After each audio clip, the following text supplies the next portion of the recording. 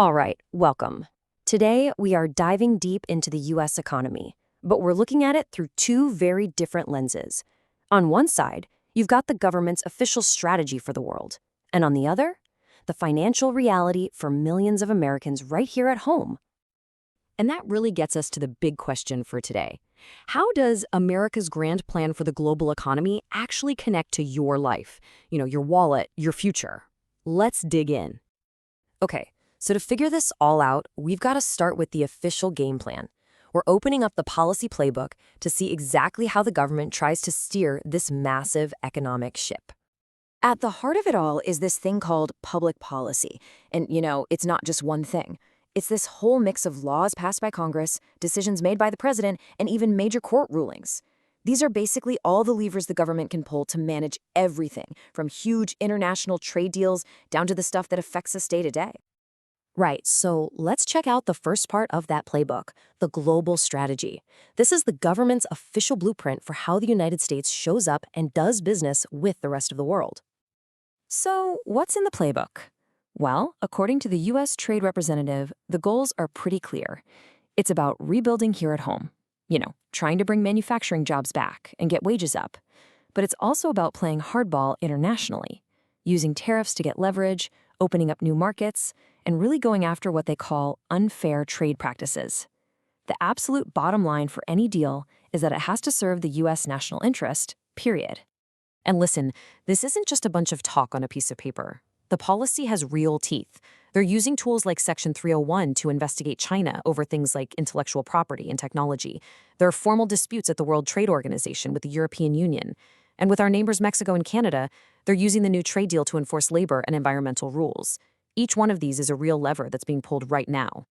And this quote from the report, man, it really gets to the heart of the whole strategy. The core belief is that if they can stop and reverse the flow of American wealth going overseas, the U.S. can basically rebuild its power, economically, technologically, and militarily. It's a really big, top-down vision for the country. But now, hold that thought, because we're about to do a complete 180. We're going to pivot from that huge global strategy and zoom all the way in, from the world stage right down to the American kitchen table, to see what the economy actually feels like for millions of people. And believe me, the shift in perspective here it's jarring. While the big picture focuses on global economics, a staggering 41% of adults in the US, that's literally 4 out of every 10 people, are carrying debt just because they got sick or had to go to the dentist. And this chart, wow, it shows you what's really keeping people up at night. The biggest financial fears aren't about international trade deficits. They're about getting hit with an unexpected medical bill or just being able to afford healthcare in general.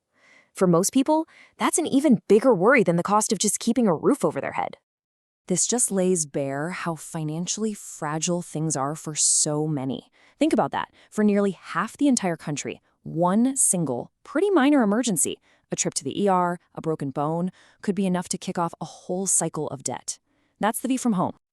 And beyond just those immediate, scary costs, there's a much bigger, longer-term trend that's shaping this reality: economic inequality. This isn't just about paying this month's bills. It's about the fundamental way our economy is structured. This chart is, well, it's astonishing. Just look at this. The top 10% of Americans hold almost 70% of all the wealth in the entire country. Meanwhile, the whole bottom half of the population, we're talking over 160 million people, they own just 2.5%. The concentration at the top is just immense. And look, this didn't just happen overnight. The data shows this gap has been getting wider and wider for decades. If you look at a standard measure called the Gini coefficient, where 0 is perfect equality, the US scores way higher on inequality than most other developed countries like Canada, France, or Germany. This has been building for a long, long time. So what does all this inequality actually mean for something like, say, the American dream? Well, this stat right here is a total gut punch. For generations, the basic promise was that your kids would have it better than you did.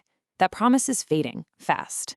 The chance of earning more than your parents, it's gone from being almost a sure thing to basically a coin flip. Okay, so we've got this official government policy on one side with these big national goals. And then on the other, we've got this really stark, personal economic reality. So, how in the world do these two things connect? Or do they even connect at all? And here's where you see the real tension. The official policy is trying to reverse this incredibly powerful tide. The goal is to bring manufacturing jobs back home. But for decades, the real life economic story for a lot of people has been shaped by the very forces, globalization and automation, that moved those jobs away in the first place. And it's pretty much the same story when you look at wages. The policy goal is to use these big trade deals to help lift workers' pay. But when you zoom out and look at the last 40 years, the rewards from all our economic growth have just overwhelmingly flowed to the very, very top. CEO pay has gone up by over 900%. The typical worker's pay, it's barely moved. So, what's causing this huge disconnect? Well, there's no easy single answer. Researchers point to this whole complicated web of things all tangled together.